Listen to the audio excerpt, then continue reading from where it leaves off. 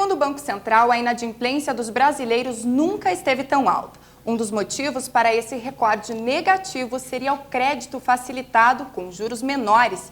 E nós vamos falar mais sobre isso aqui na entrevista de estúdio.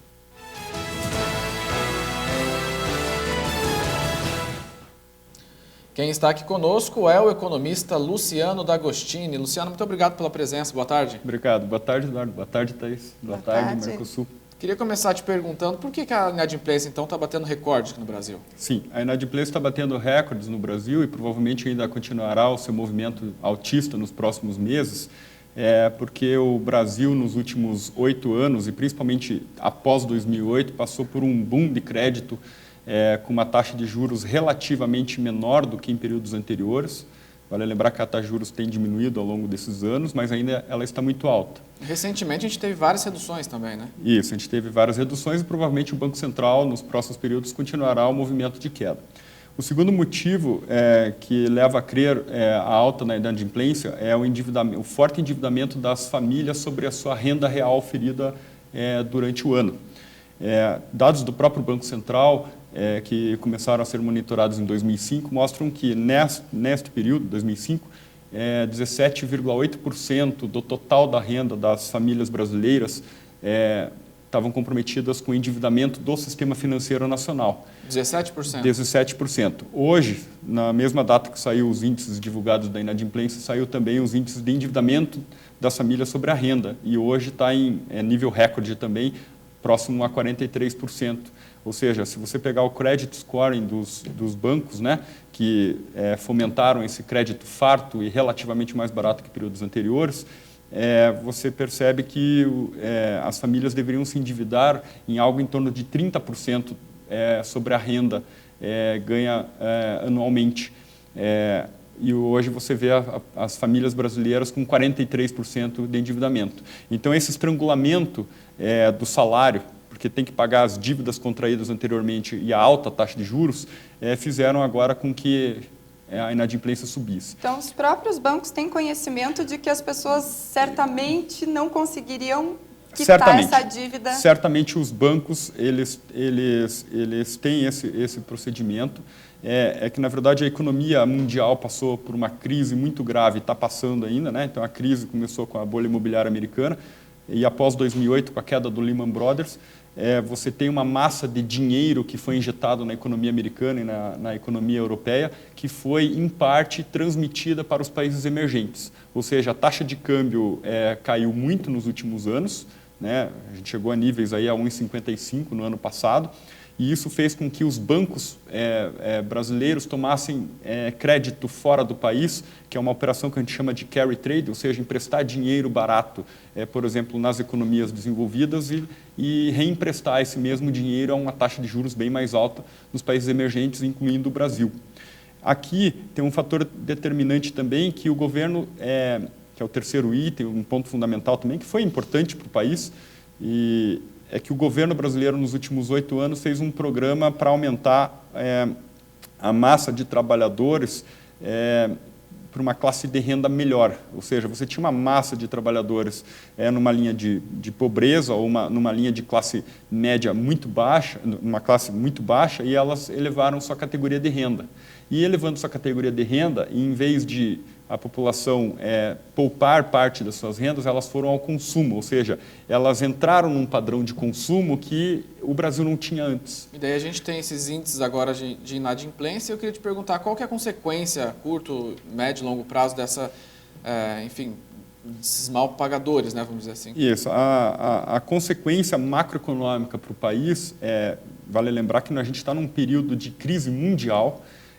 O país vai continuar sofrendo uma desaceleração econômica nos próximos períodos. A gente vai ter o PIB desse ano crescendo abaixo de 2%. Ano que vem você tem a Espanha, Portugal, Grécia, os países periféricos da zona do euro sofrendo ainda com os problemas da dívida. Isso vai refletir no país. Os investimentos saem um pouco do país. O dinheiro que veio fortemente para o país a partir de 2007, 2008, ele começa a sair um pouco do país por causa que os bancos precisam pagar as suas posições na Europa, por exemplo. Então, aqui, a população, o empresário brasileiro, o industrial, eles vão sofrer com alguma coisa.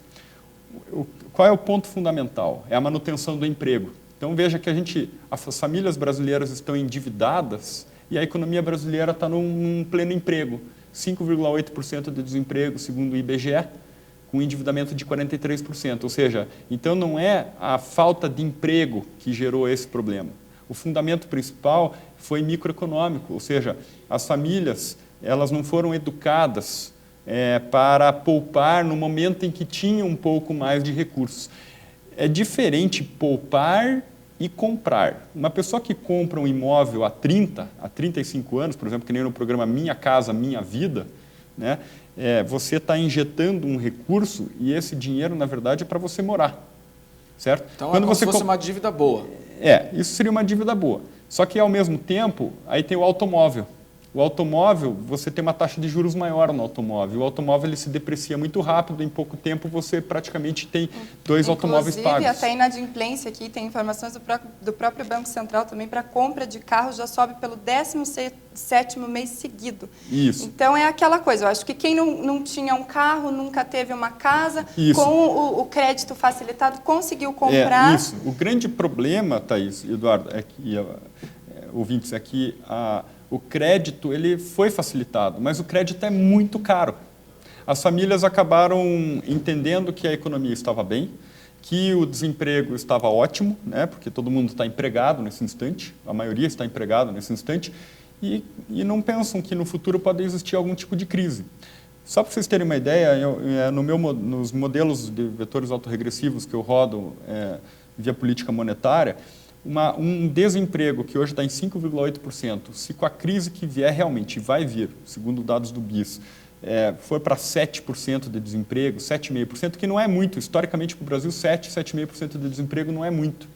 Esse aumento de 1,7 base points, pontos base no desemprego, dado que as famílias já estão com os créditos, já estão endividados e com créditos de médio para longo prazo, tá? Porque um automóvel, uma parcela em 36 meses, ou uma linha branca, uma geladeira, um fogão, um eletrodoméstico, porque você comprou outra casa, as famílias compraram as casas, depois vão comprar... Precisa mobiliar, precisa mobiliar, precisa a cama, precisa o armário, precisa a geladeira, precisa o fogão. E esses bens, eles não foram comprados no geral à vista, eles foram comprados a prazo e a prazos com juros, e um juros que não é um juros ainda civilizado. Então, o grande problema macroeconômico do país é realmente o crédito farto, relativamente mais barato, com juros ainda exorbitantes. Então, a dica é não cair no impulso e acabar se planejando melhor. Isso, impulso. Excelente palavra que a Thaís falou aqui na Mercosul. No seguinte sentido, as famílias brasileiras, que é um outro ponto fundamental, sofreram de euforia e ilusão monetária. Euforia foram as compras porque começaram a ganhar mais salário. E ilusão monetária porque acreditam que sempre haverá dinheiro farto como até então.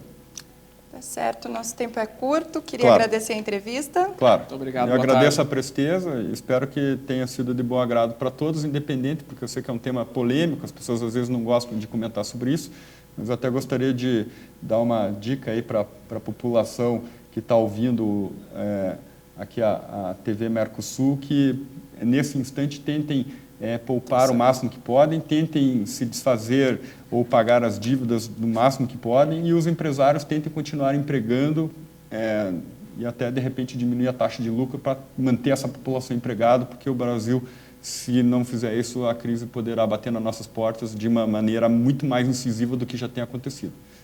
Tá certo, obrigada. Tá legal? Obrigado. E veja a seguir, vereadores aprovam lei que obriga alunos de uma cidade no interior do Paraná a rezar o Pai Nosso antes das aulas. Vamos ao intervalo, voltamos já.